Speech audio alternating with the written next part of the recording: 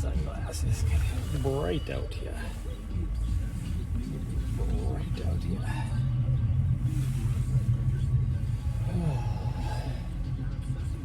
I feel sorry for. Let me turn that off. I feel sorry for. Should we just do Mount Helena today? How busy do you think it is? Because I don't really feel like driving all the way up.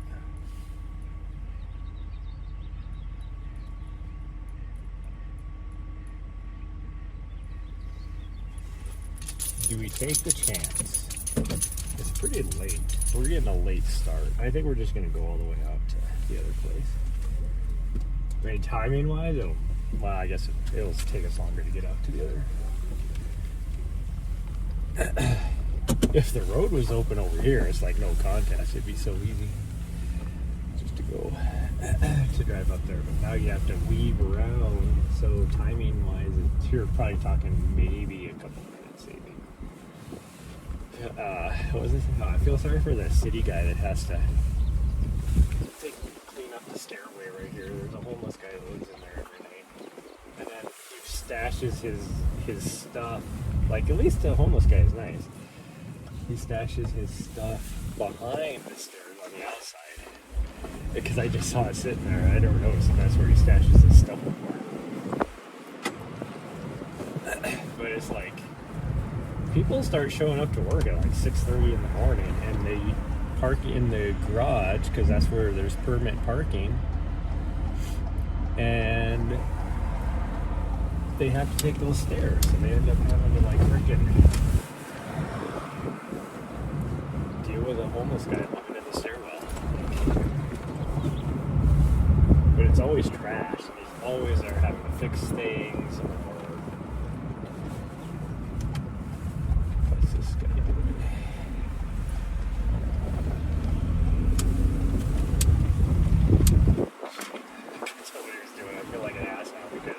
He didn't even stop. Like he like was slowing down to the intersection, going straight across. And he's an old guy that could barely move.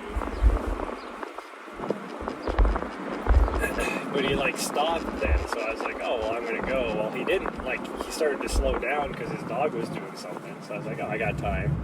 Nope. As soon as I started to go, he just like kept going and didn't stop or care to even look for traffic or anything. He was just going, whatever.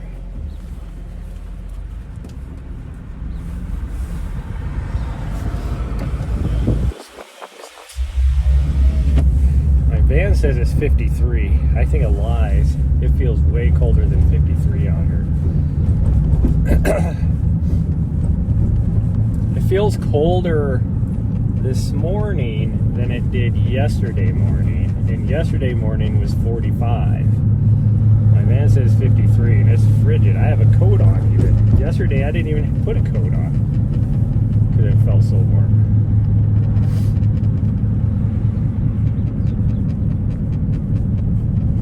But this is the nicest day we're going to have in a week.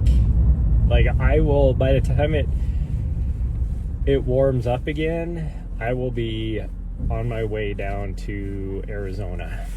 So I will miss the warmth.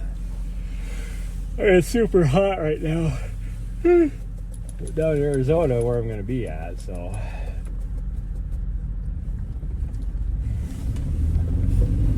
wow, I haven't seen one of those vans forever. It's one of those Mitsubishi like Vanagon knockoffs. What do they call it? A Delica, looks like.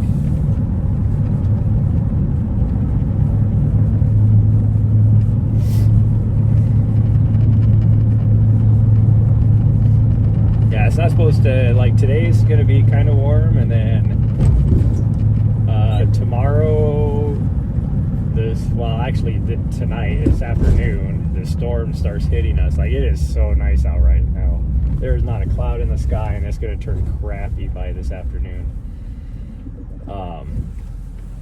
So it's not going to be, it will not get above like 42 or 43 degrees for a week.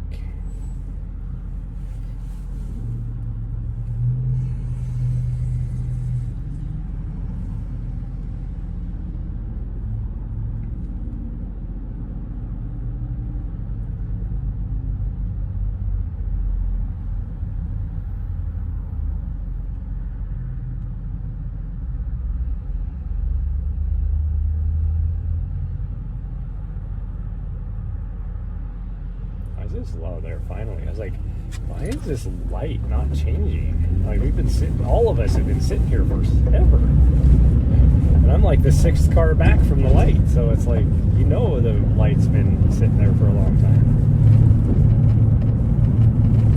It just seemed extra long. Huh. I was telling Nahri how much of a pain in the ass she is this morning. Not that she's, I mean, she is a pain in the ass, but not that she's being more of a pain in the ass this morning. It's just that she is a pain in the ass. Because I really didn't want to do anything this morning. Like, I was content laying in bed. It got to 8 o'clock and I even paid for parking because I was like, I had no intention of going anywhere for a little while. And it's right after I paid for parking, of course, then she was like, come on, bitch, it's time to go. We gotta go do something.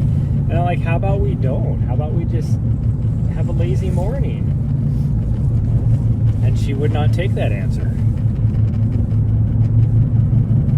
So here we are. We're out here doing something.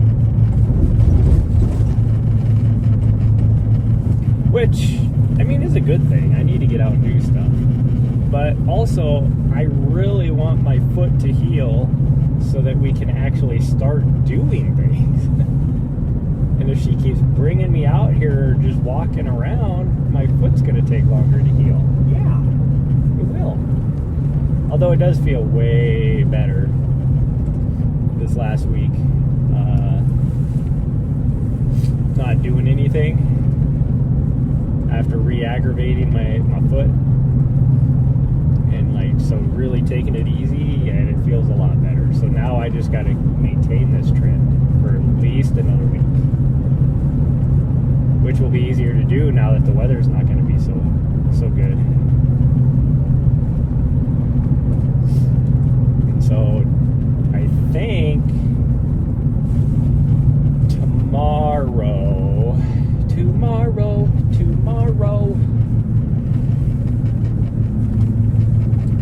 today's Wednesday.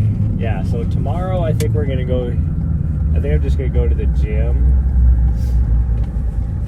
And, guys, I haven't seen this guy's truck all over the place. I'm going to go to the gym tomorrow morning and just do a workout on the bike.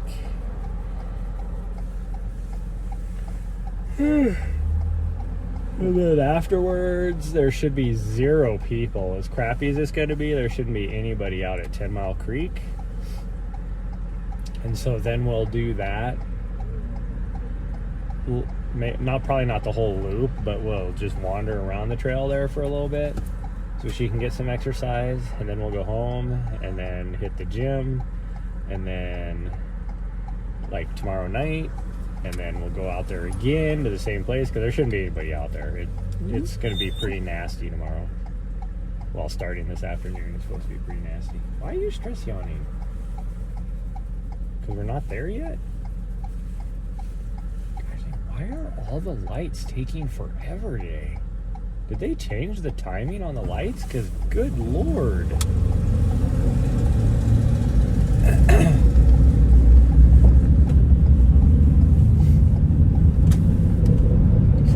All the lights are taking twice as long to change. Good Lord, Janice. Farted straight into my butthole.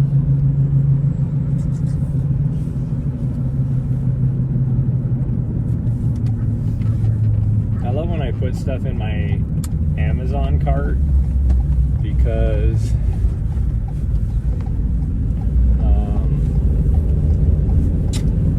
items that I need, doing all this research I'm doing, but I definitely can't afford, but I don't want to forget stuff that I want, I need, not really that I want, that I need. And I won't need this stuff for at least a year, but I need to start building my rack, my studio rack, essentially, is what I'm trying to build.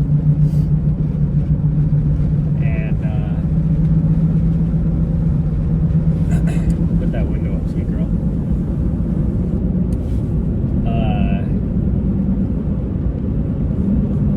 have stuff sitting in my cart and I keep getting notifications. Hey, you still have items in your cart? Well, no shit, I have items in my cart.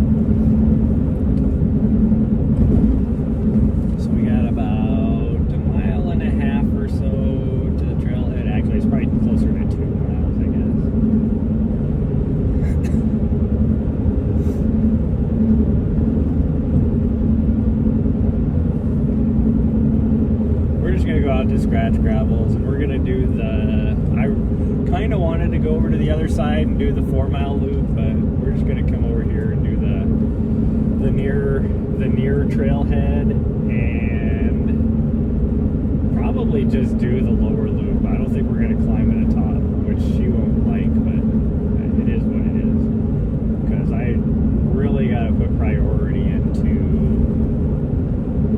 injury recovery.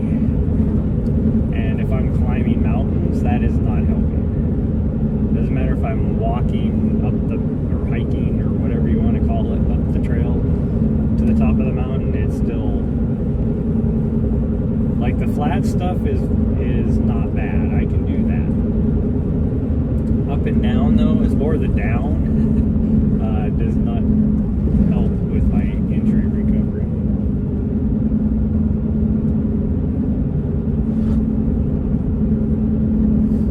Yesterday was fun. Towards the end, I could feel it because it was all downhill, for the second half of that. And by the time we got to the van, I could feel my injury a little bit.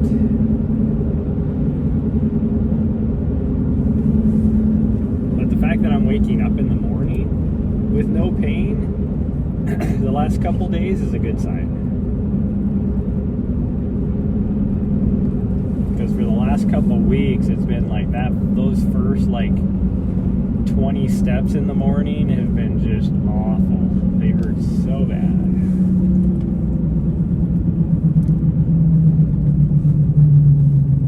But now I haven't had any issues. And even it used to be, we'd go for a run and then I'd elevate my feet for a little bit, and then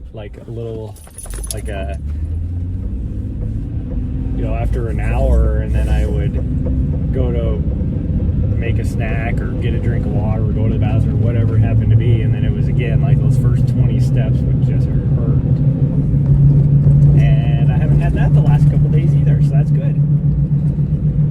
But that's exactly what happened a few weeks ago when I was feeling that way, and I was like, great, we're actually on the mend. And so then we started pushing it, and then I re-aggravated the injury, so we're not doing that again.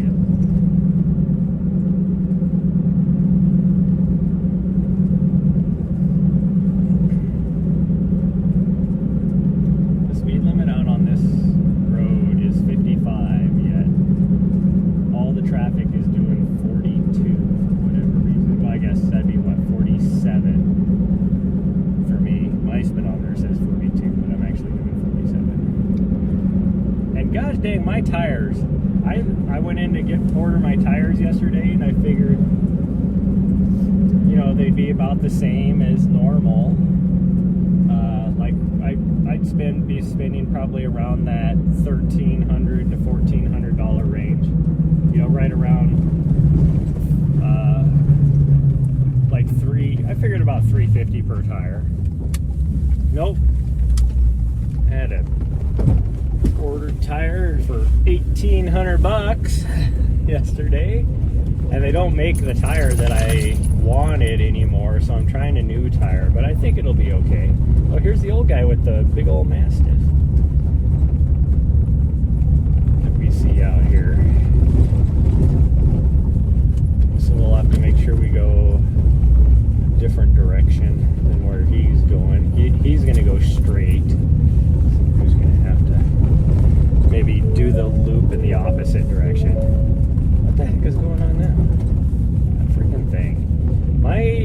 gotta fix that. I gotta do that today. I don't know what's going on there. I'm having troubles with my ABS sensor again. And I don't know why, but it happened as we were driving to California. I actually had to pull over at a truck stop and fix it. And something just bouncing down a road will make it go off again. So like now it's back to working again. But for whatever, that was the first time it's done it since I fixed it, did a temporary fix on it at the truck stop, which shouldn't be a temporary fix. I had it completely fixed. Like I had that thing solid last year, and it hasn't done it for over a year. And it decided that, nope, that wasn't a permanent fix. So I don't know. The only way I can fix it better is if I order a new harness, which is a giant harness. It goes the whole full length of my van body. And it is, good morning, Raccoon. So, and it's like $800. Okay, go ahead. We're gonna try and get out of here before that guy gets up here. So we're gonna hurry. But we're just gonna do the small loop. So.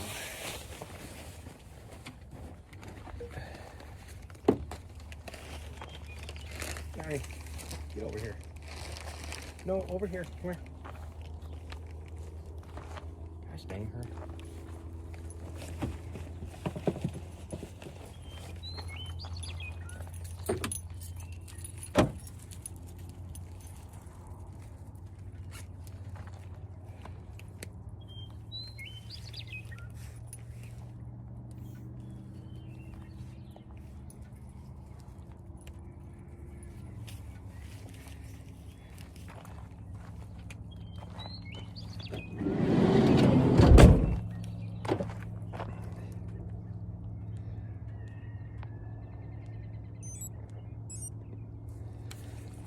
$800 for a new wiring harness for my van that feeds the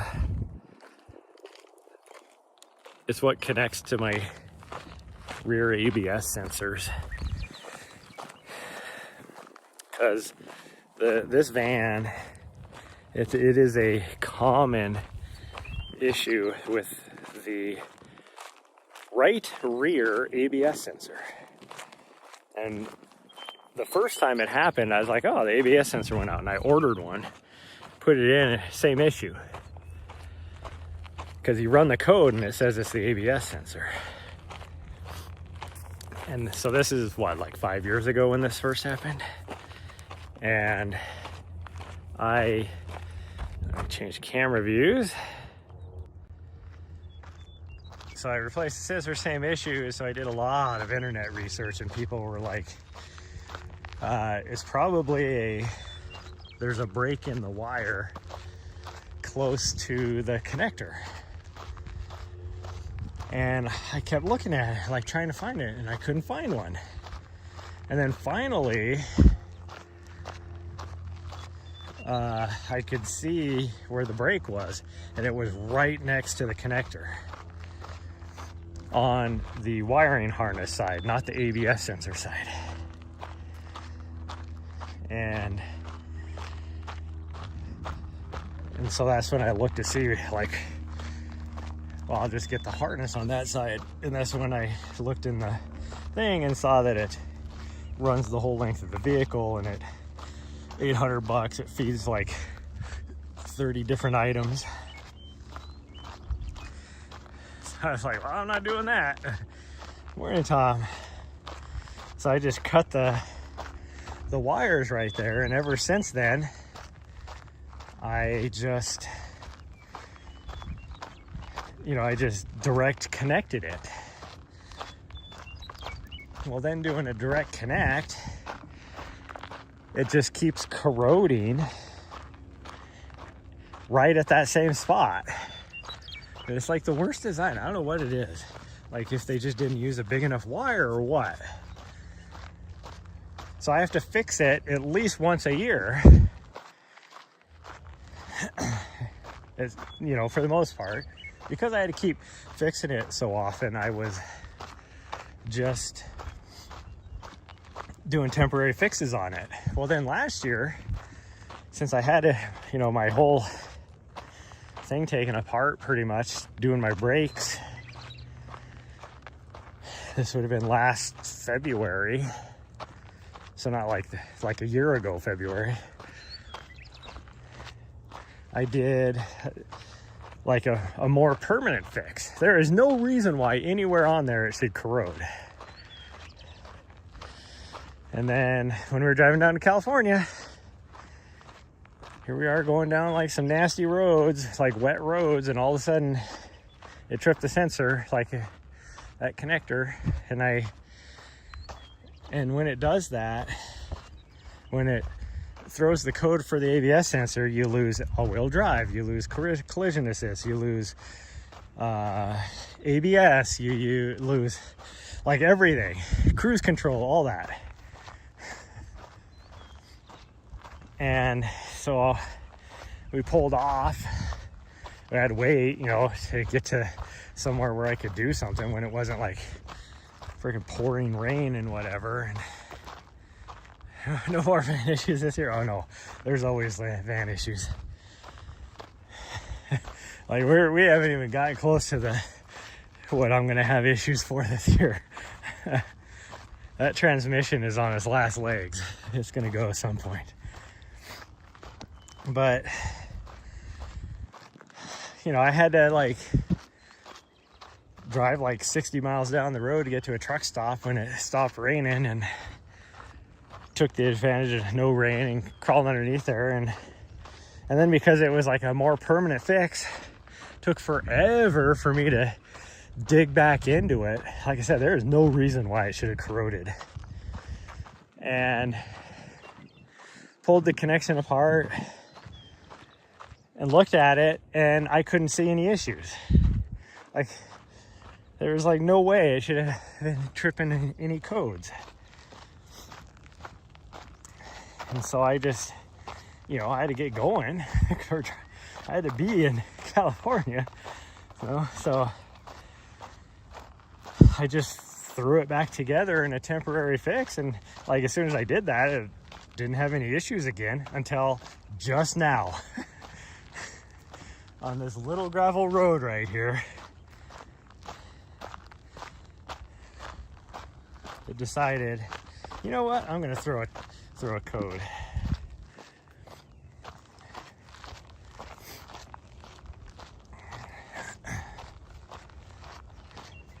And so if I'm gonna do anything with it, I gotta do it today. Get underneath there and try and figure out what's going on again, because it's gonna get shitty come this afternoon.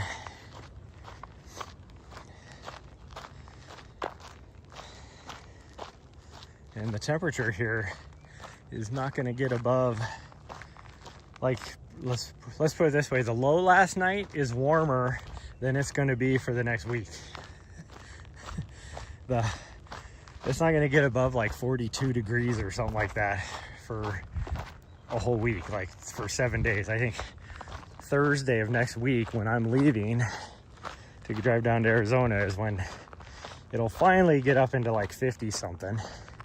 And then it'll continue to get a little bit warmer for the next, at least for like next like 3 or 4 days.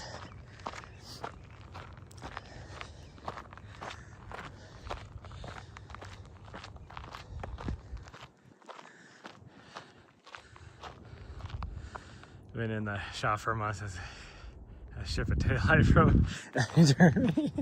You know, yeah, it reminds me of back in, well, I guess it would be 20 years ago now.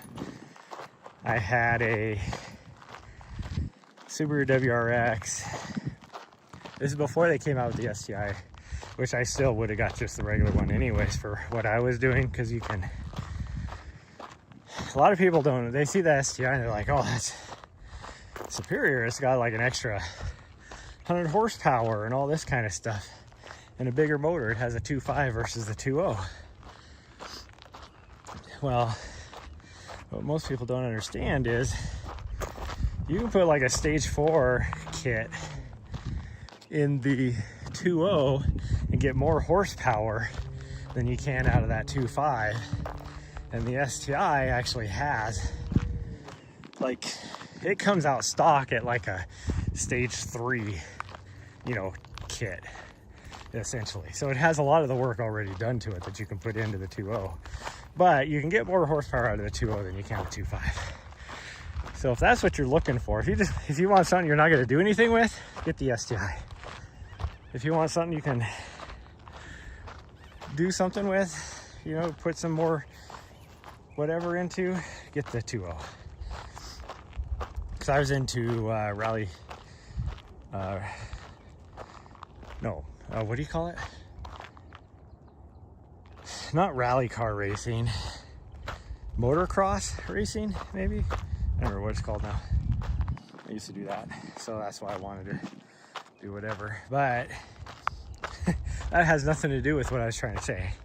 Anyways, I hit a deer one morning and it didn't do a lot of damage. Like, I clipped his legs because the hood's so low, and then he like rolled over my hood. But when he did that, it caused enough damage that I had to take it to the body shop, and it wouldn't run because it tripped a lot of vehicles. If you get in a collision, it trips like a little relay or whatever to make it to where the vehicle won't run, and that's one of them.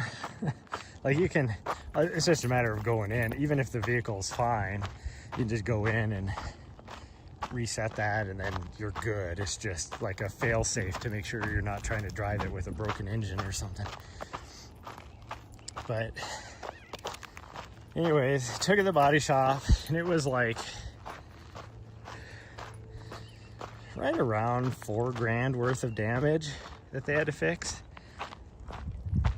Because they, you know, I had to replace a bumper, replace the grill, replace the hood,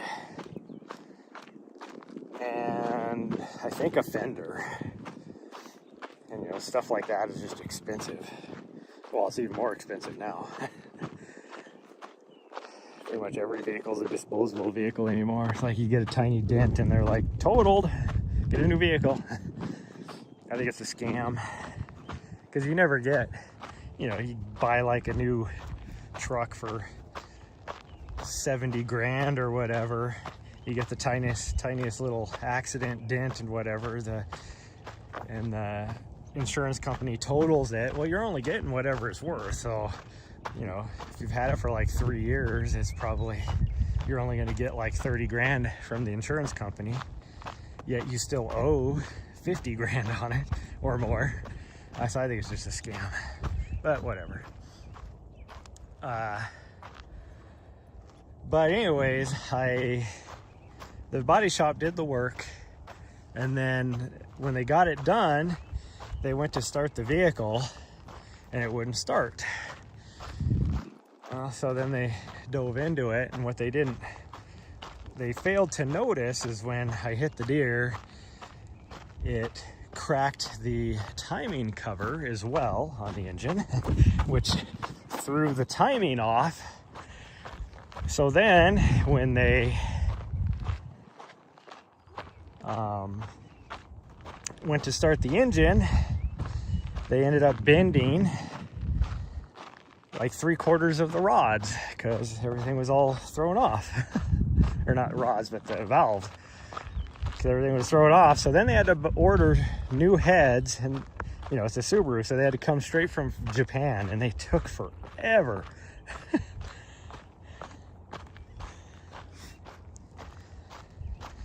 And at that time, I only had like 32,000 miles on that vehicle.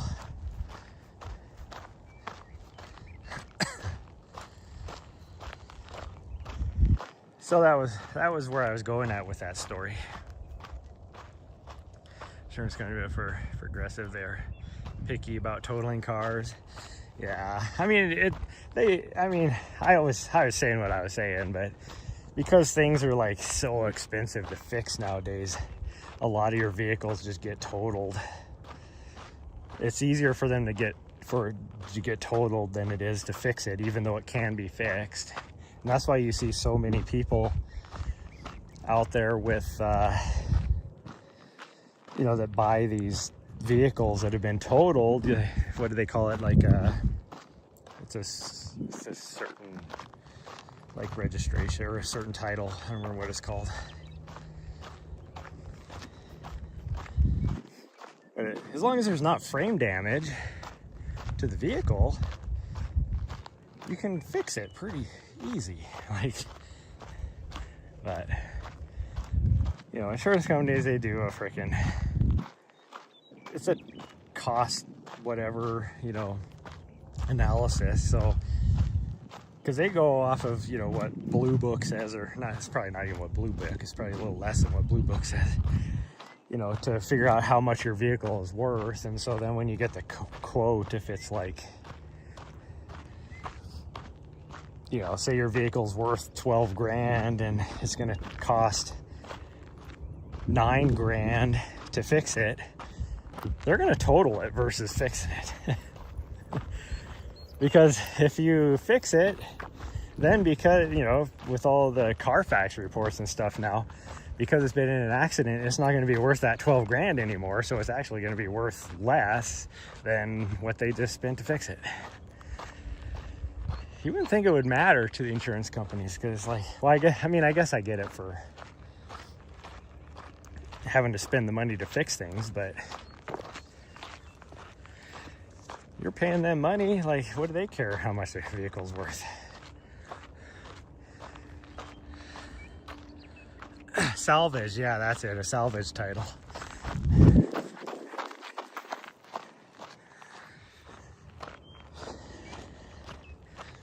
If there's frame damage, then yeah, it's an instant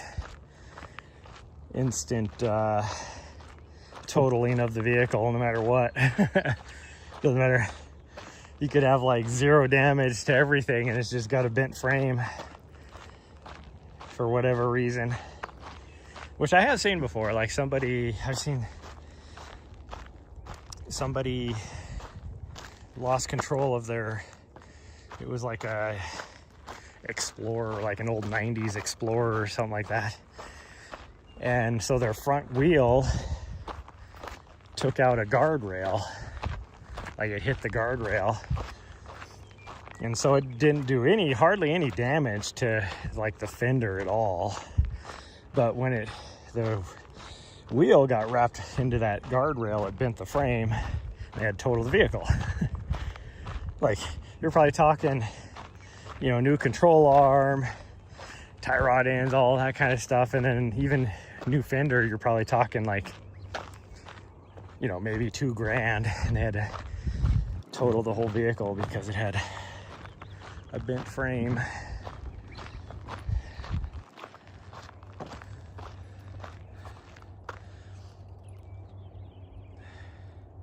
Cars are cheap to build, but if they're repairing. Well, that's why, I mean, if you think about it, that's why a lot of these, you know, like, what do they call it? The K trucks out of China and Japan and stuff, which are super cheap, and as well as like gas economical. I mean, they get really good gas mileage because they're so light and small and everything. And they outlawed them in the US for so long because these US manufacturers wouldn't be able to compete. But then, who was it? Somebody just dropped like a new truck. It's like a bare bones truck, which is exactly what a lot of these construction workers and even ranchers and stuff want, farmers, all that kind of stuff, for, you know, like 12 grand or something like that. Oh, this guy came up here. Gosh dang it. Why did he come this way? He probably walked on the road and then came up this way. Yeah, well, now we're gonna have to, Nahri, slow down.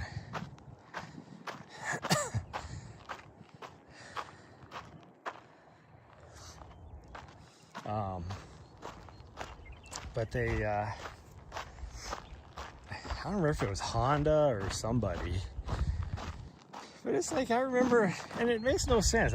That's been one of the biggest complaints, because I have a lot of friends that are in the construction and ranching industries, and all their complaints is like, you know, especially like this guy that's in the construction, one of my friends that's in the construction stuff, you know, he goes, like, he has a fleet of like, you know, 12 trucks, and all he needs, they're not like doing anything off-road. He just needs a truck that they can carry some stuff with.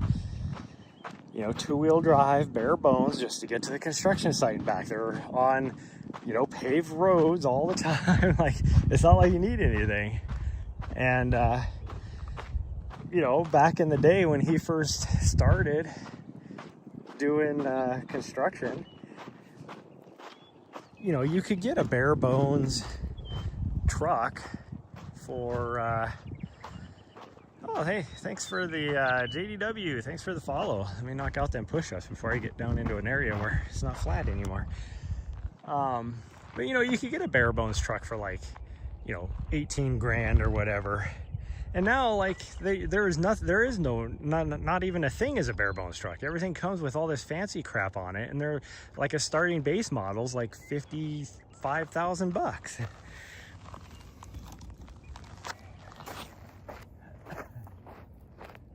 Nahri. Hey, Nahri. Hold up.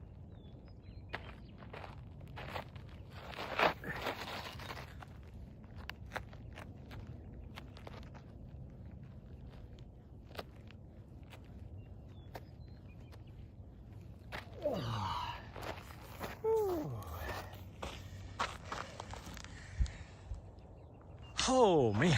Oh, now she's going to come back. She's like, what are you doing? What is taking you so long? Yeah, hold your horses. Don't be biting my hand with your nasty mouth. She didn't really like bite it. She just basically just slobbered on my fingers for no reason.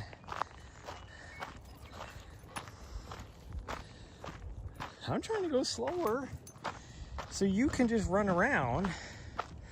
You're trying to go faster to catch up to the people ahead of us. I'm trying to go slower so we don't. Little turd.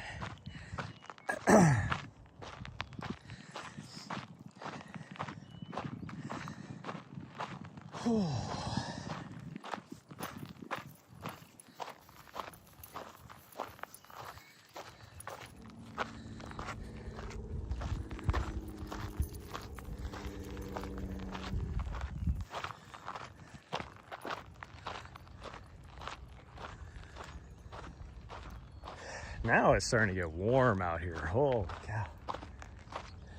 I don't know what it's supposed to get up to. Definitely not as hot as yesterday. I think it's only supposed to get up to like the high 60s today. Yesterday it got up to like 84. Today is supposed to be like the high 60s, and then that'll hit probably around, I bet you, noon. And then it's gonna start dropping. The cold front starts moving through. And it's gonna be cold for the next 7 days. Actually, the next like 9 days, 8 days, somewhere around there.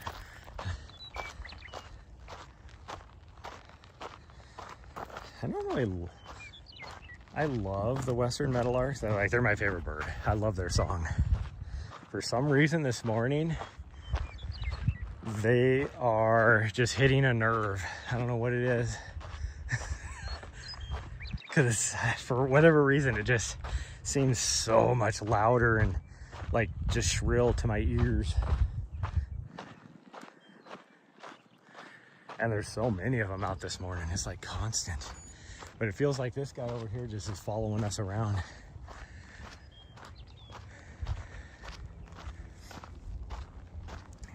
Nahri, this little turd. She is doing whatever she can to try and catch up to these people, this guy in front of us.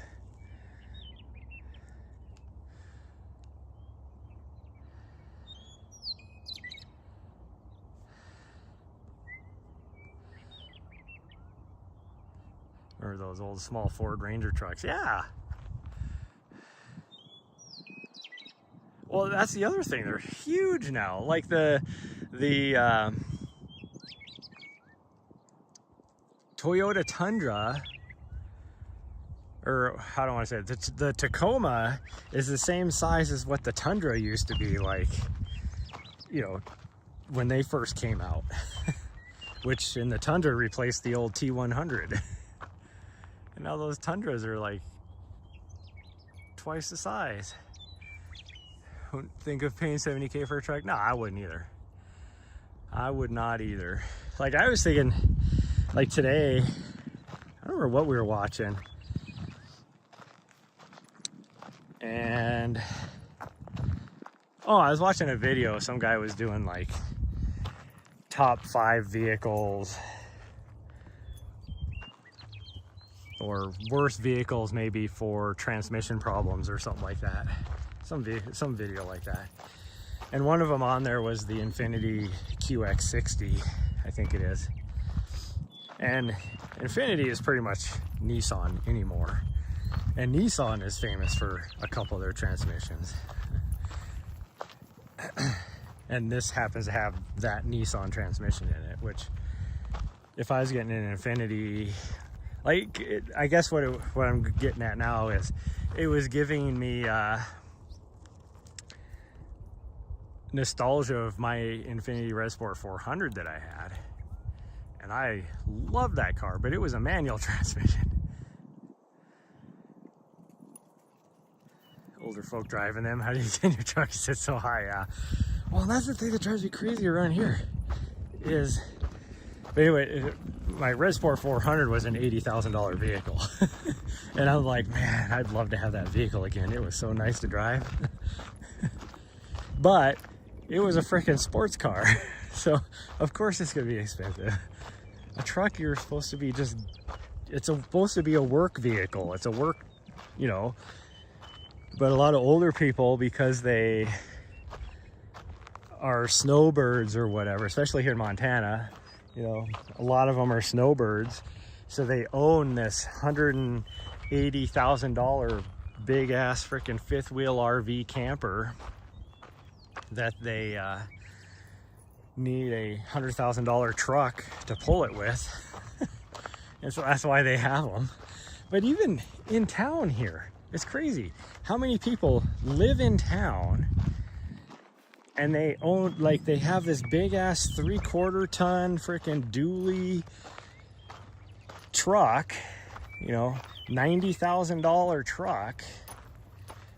That's their daily commute. They don't ever haul anything with it. They don't even own anything that they need anything like that to tow or anything. You know, they might have a boat maybe, but you could use a small truck or even a SUV to pull a boat, like the size of boats you can have around here anyways. Or even just like a small bumper hitch, like camper trailer, you know. It's like, they do not need anything that big, but it's like a prestige, you know. It shows how big their nutsack is or something. And it's not, I'm not just even talking about guys, I'm talking like girls too. Will be driving these big ass trucks, show how big their nutsacks are. And they don't ever do anything that they need a truck like that for. And me, I'm like, yeah, it's cool having a truck and all, but you could have a car that's more economical.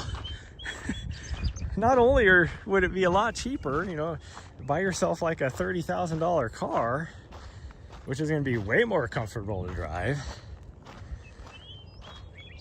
But you're also going to get like twice as much gas mileage too. So it's like, what the hell? I don't understand it.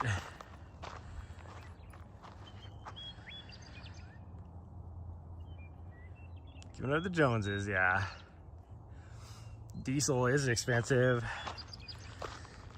Yeah, occasionally here, diesel will be cheaper than unleaded. It's usually pretty close, but here lately it hasn't been, which is weird because diesel is the byproduct of refining gasoline.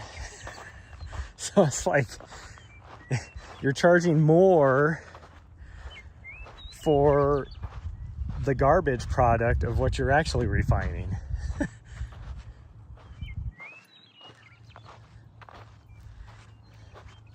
We're gonna go this way because I think the guy went the other way.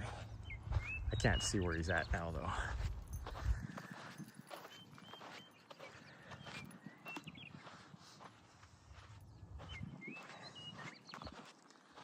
I couldn't believe, like, we still have, it's gone up quite a bit, but even here in Montana, we have some of the cheapest gas in the nation. I think we are at $3.88 a gallon right now.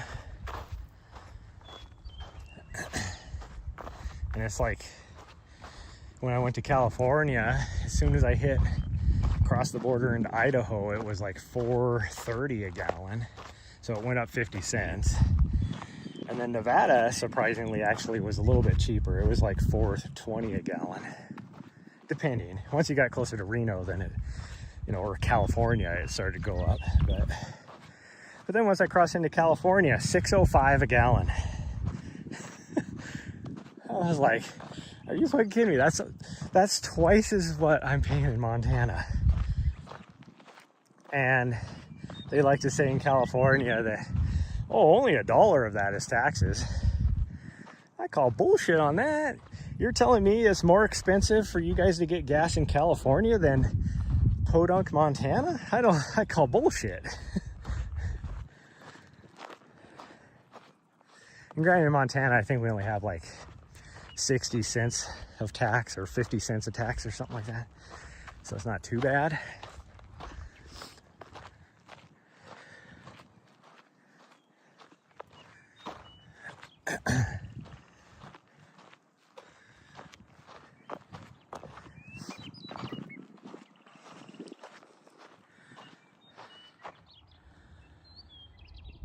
Visit yes, live no, yeah.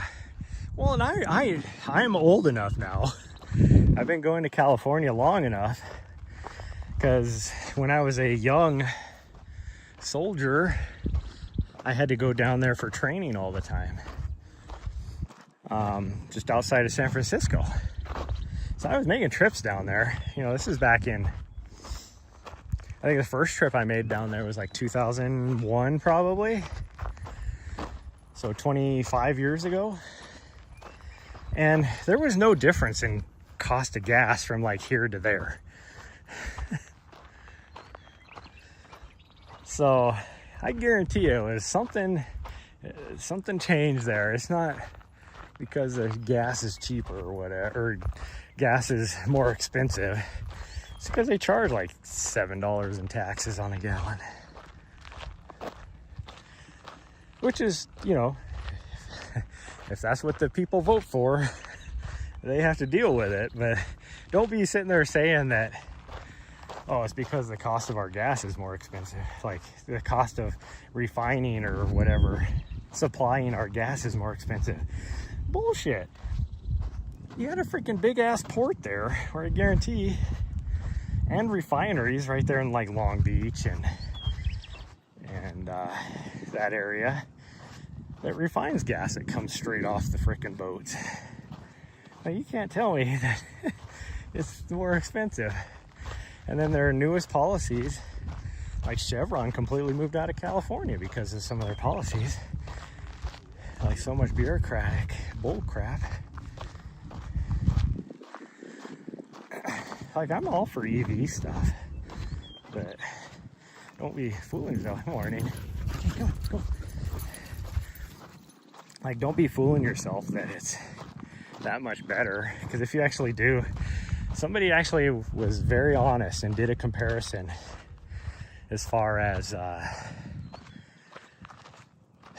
environmental impacts. And until you put 160,000 miles on an EV, it's actually worse for the environment.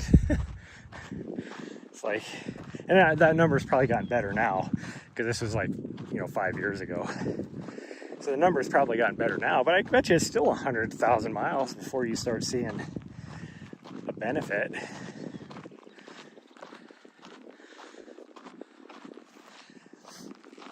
Now, for somebody that lives in a city, I'd have an EV because it would be cheaper to drive. cost of electricity is guarantee is cheaper, especially in like California. But when you live somewhere like here in Montana, that doesn't work. You know, or somebody that does my job, that don't work. You're talking freaking, like I saw a video the other day, some guy was talking about how he was arguing like, you cannot say like you can get somewhere faster than me in my EV and you in your gas vehicle. He's like, all I do is, he's like, I can make it 500 miles and then I stop, and while it's charging, I'm getting something to eat and doing all that. And it's like, he's like, you can't tell me there's a gas vehicle out there that can get 500 miles on a tank of gas. And I'm like, I get 500 miles on a tank of gas in my van.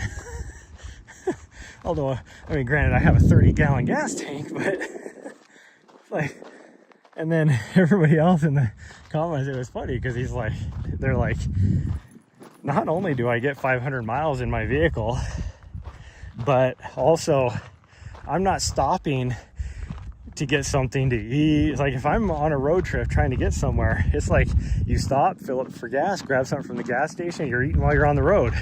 You can't do that in your EV.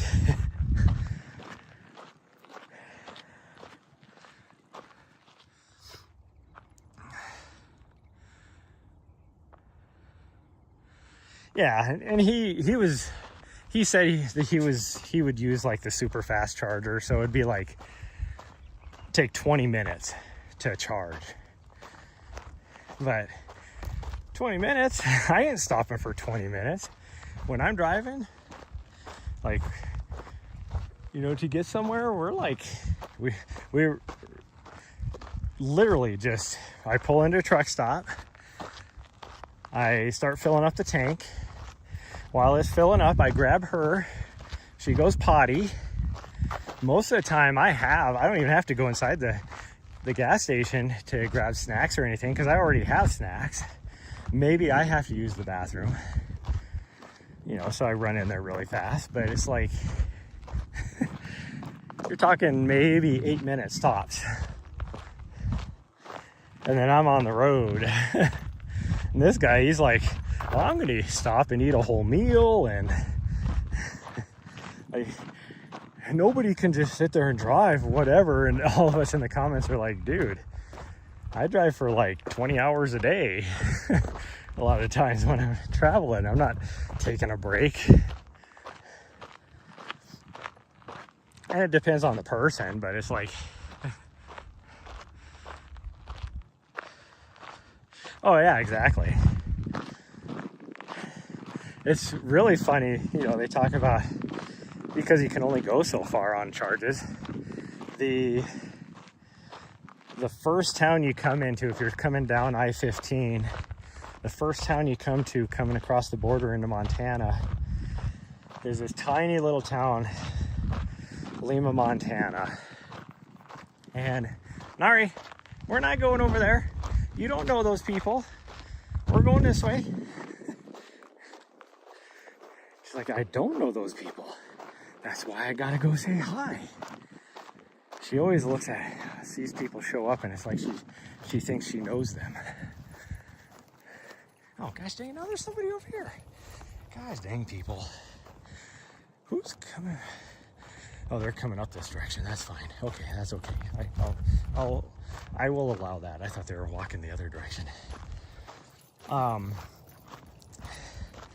But so there's a rest area there. There's like one tiny little mom and pop gas station. Because I mean, the whole town is like a town of like, you know, maybe 100 people. And it's like, where'd that dog come from?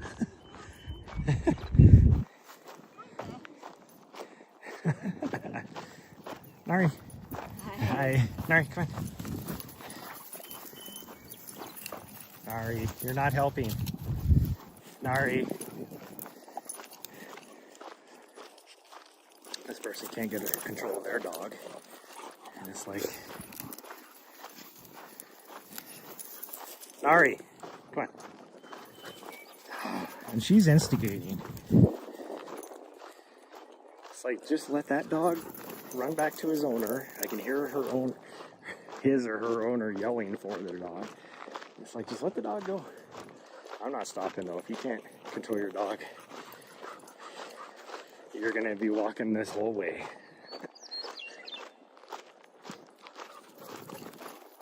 See, Nahri's trying to let the dog go, but that dog will not go.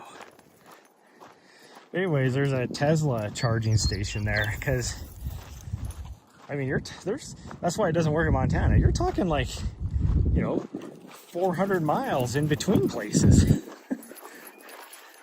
And so they had to put a charging station there because otherwise people aren't going to make it. If you're coming from Idaho to Montana or vice versa. Nahri, you are not helping the whole situation.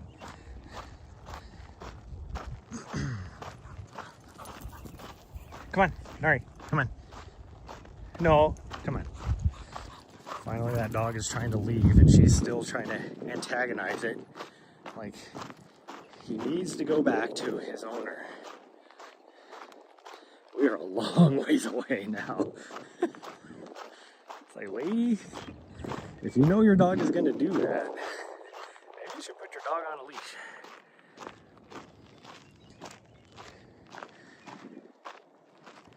Extra drain, yeah.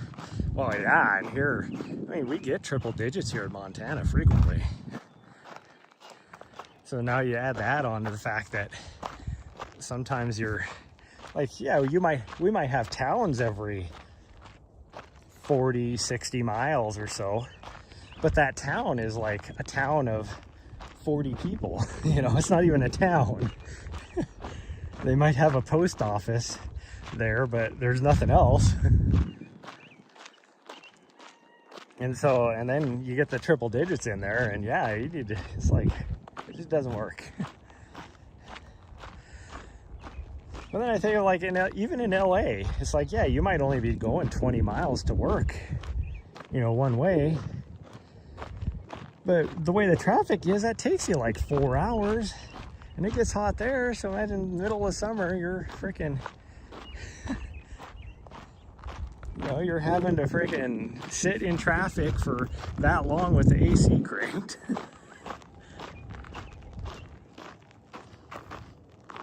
Have your stops for your long trips, yeah. Like I would love to have some sort of hybrid. That would be like the perfect for me. And that's mostly what you see here in Montana. You don't see a lot of EVs, but you see a lot of hybrids because they work. You can get to where, like, if you need to, you can get to where you need to get to. And there's usually a gas station every 60 to 100 miles at least. But we don't have the infrastructure here to have like a EV charging station all over. Like, I bet you can count on one hand how many of them there are in the whole city of Helena. And this is one of the biggest cities, I use that term loosely. I mean, it's probably the 5th largest in Montana, 5th or 6th. Let's see, what would it be? Billings is the biggest with like 200,000 people. And I would say probably Bozeman after that.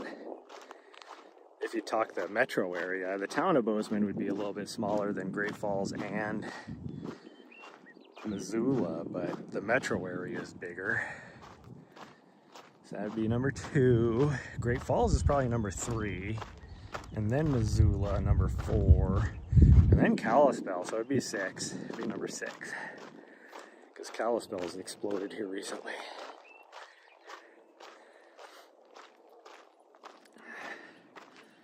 Level 2 charger. Ooh, chat moves on me.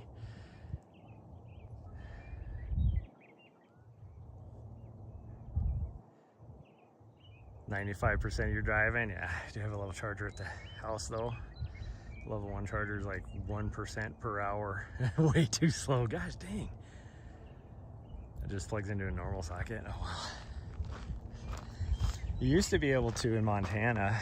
They've kind of changed it a little bit, but you used to be able to tell like where everybody's from based upon their license plate.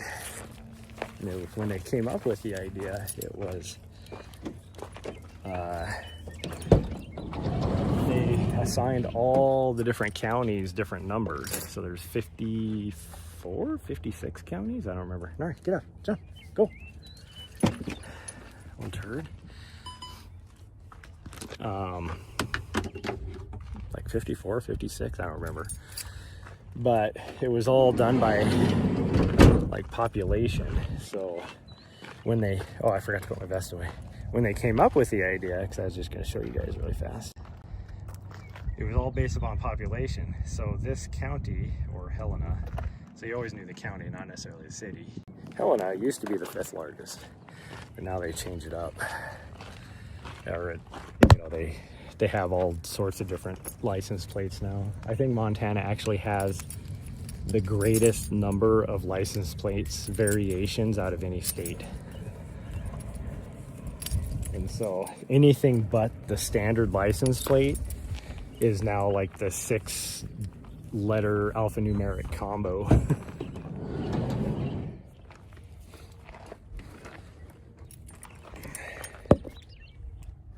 I just use the normal plate. Yeah, me too. Like, there's no... There we go. There's no reason to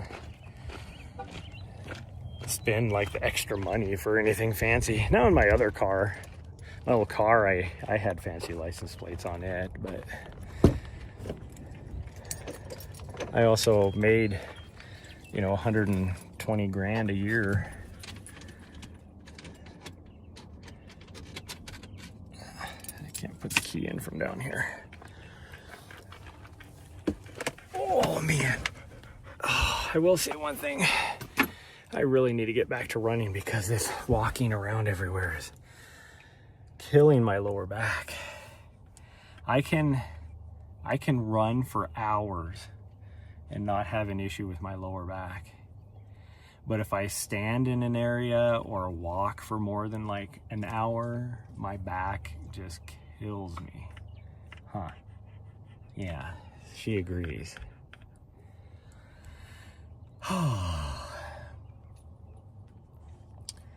Okay, well, we're gonna go.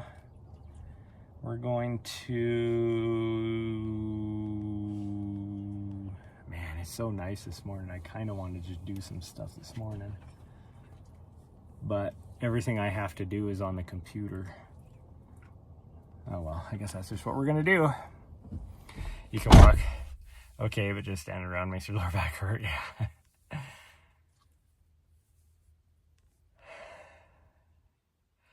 Yeah, have a good day. Have a good rest of your day too, Raccoon. Thanks for the new follows, and I doubt I'll see you guys tonight. But who knows? Maybe the weather won't be as bad as they say. And after the gym, we'll go out to the other side of this mountain range and walk that loop maybe. But we'll see. Bye, everyone. Love you all. And we will see you guys whenever the next time is. Maybe tomorrow, depending on the weather. We'll see. Bye, everyone.